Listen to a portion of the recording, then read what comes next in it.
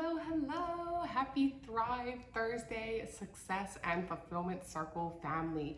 I am so excited for what I have to share with you today because marketing is obviously such a huge part of what we do. And I feel like these little tips today that I'm going to share with the 333 rule is something that can be used in all aspects of marketing, whether that's your personal branding, whether that is you trying to sell other listings, really whatever it is that you are trying to present to anyone can utilize this rule. So I'll go ahead and kick it off. So the first three of this 333 so this is when we are trying to capture someone's attention, by the way. So what I'm going to do is share with you these three different segments of basically how long somebody is going to stay attentive into what you're trying to share. So that first one being 3 seconds. So you actually have to catch someone's attention within 3 seconds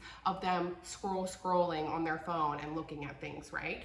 But in that 3 seconds, if you've done something to grab their attention, then if you've gotten past that first hump of getting their attention, then you have 30 seconds to actually engage them in your content. So they've stopped for that 3 seconds, and now you've got 30 seconds of their attention to see if this is something they want to spend more time on.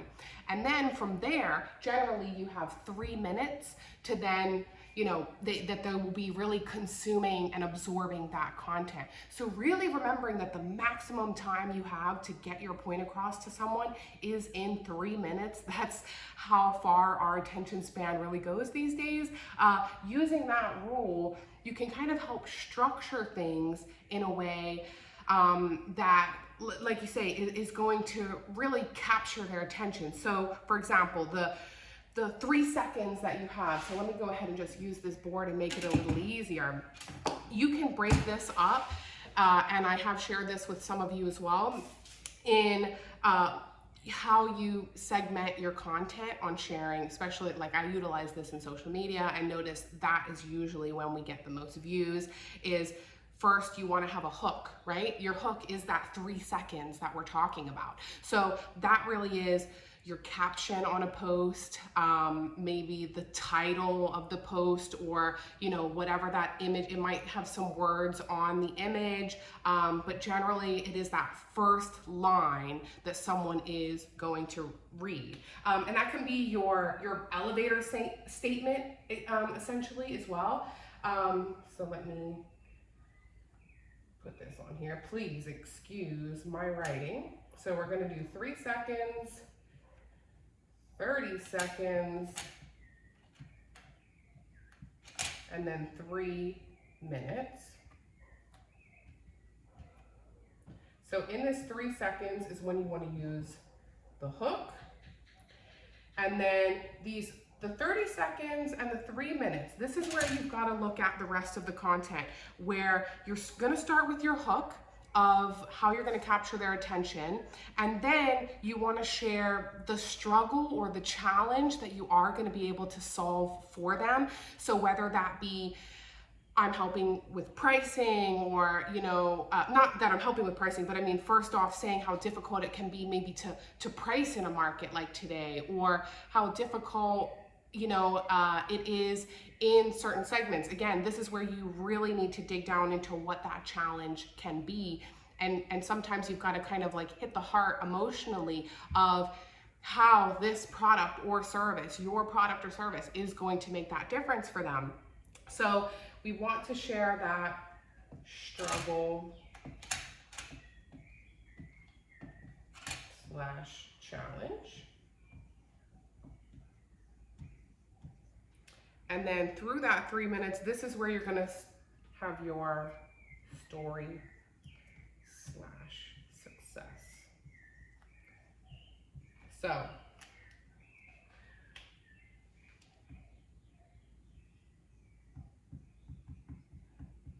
okay, for you guys taking notes, I thought this would, here you go, for you guys taking notes, I thought that would be a little bit easier. Hope you can read that.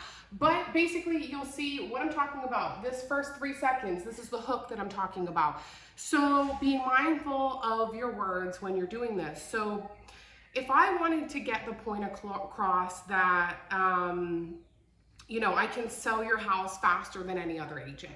I put something on the market and I know that I can sell it faster because I have the tools, right? I mean, I can price something in my sleep, but I need to be able to get that across to these other potential vendors, and they won't know about what it is I'm able to help them with unless I can educate them on that and really sell them on that. Remember, sales is education. So instead of saying, let me show you how I can sell your house faster than any other agent, and that be the title or your elevator statement or whatever it is that you are first trying to hook someone with on your marketing, it would be wise to maybe shift that into a way that says like, I regularly receive offers on new listings within 10 days, and here's why. Just that initial statement, someone will see 10 days, and and it also says, okay, well, that in this post I'm about to share why I sell things within 10 days. So you've kind of real quick, again, within that first 3 seconds, already captured the attention of the appropriate people that would want their home sold within those 10 days, right? You want to receive offers within 10 days. So that is the difference with a hook, rather than just saying exactly what you're trying to talk about, but how can I make this more concise into 3 seconds, okay? And then the next step from that is that 30 seconds where you really are sharing that struggle or that challenge of what you are then able to help them overcome.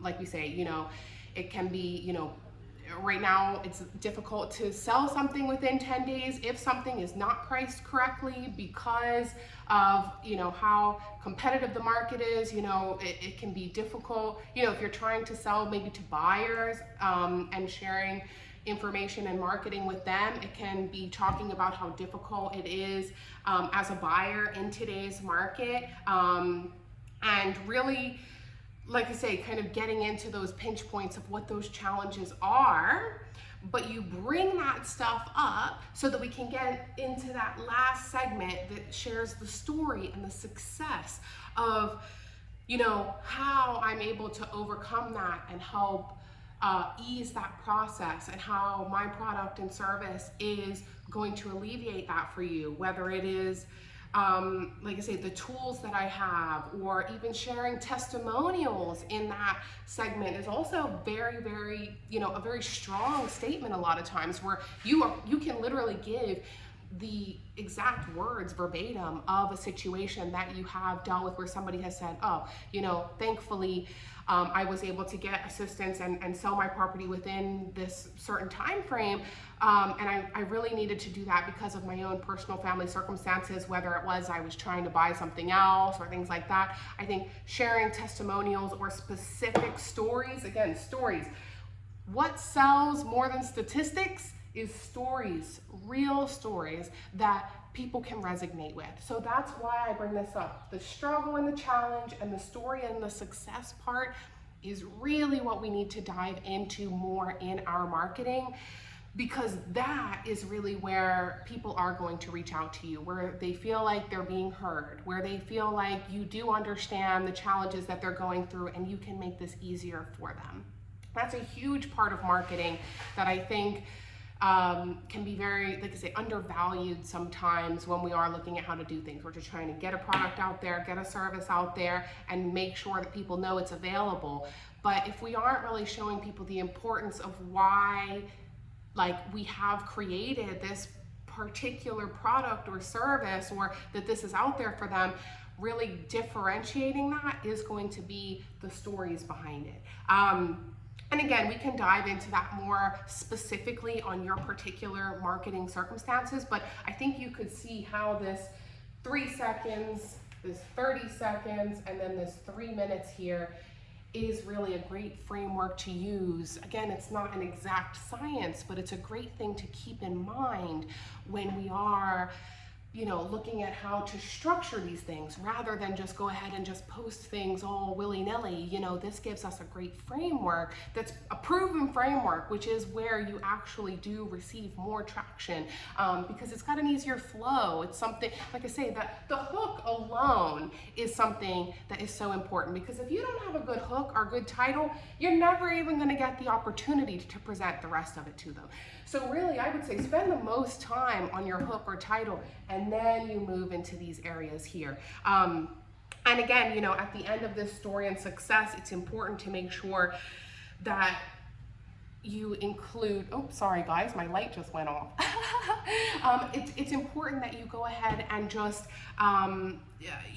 share what that ask is as well. So, if you found these tips useful, please, share this with somebody that you think that would find, my services of help, or that you think that might enjoy this product or this listing, and making sure, you say, contact me if you have any feedback. So really not forgetting that you've done this framework to try to get to a particular outcome, and trying to make sure that you prompt something at the end with that as well.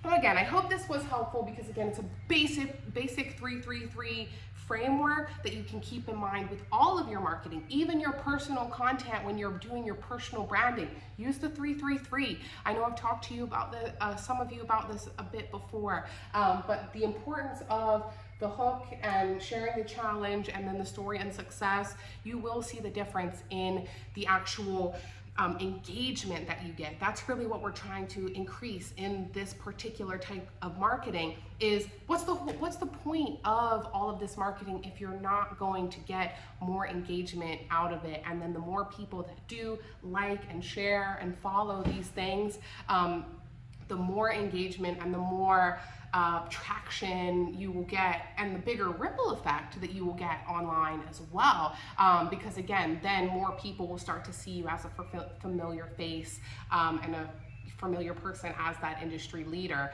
But yeah, you guys have been doing a great job of stepping up your social media and marketing game overall, and I think that's where it's great to just come back to this as a reminder when we're looking to keep more of a consistent framework to those things as well. And again, this is in the marketing stuff we do, as far as like maybe videos that we do, or even in even just the descriptions and how we write descriptions and posts and things like that. Use the same framework, and I'm happy to help or to read over some things if you have any questions about really like what kind of hook or title you should use, how much should I share in the struggle or challenge area, how much, and how I should break it up as well, because I do believe when you're looking at a full 3 minutes, it might be worth even doing like 30 seconds of the hook, 30 seconds of the success at the end, but really keeping 2 minutes for like the struggle, challenge, and a bit of the story. I think that really is the bulk of it that people receive the most from, because like I said, stories sell. That's where people resonate with you. That's where people are really going to see what it is that they do and how you can really achieve that for them. So again, hope this was helpful, guys, and I look forward to your feedback. Please continue to comment. Let me know what parts of this resonated most with you, and I look forward to seeing how this works for your marketing content as well. All right, guys, you have a great rest of your day, and I look forward to catching up soon. Okay, bye.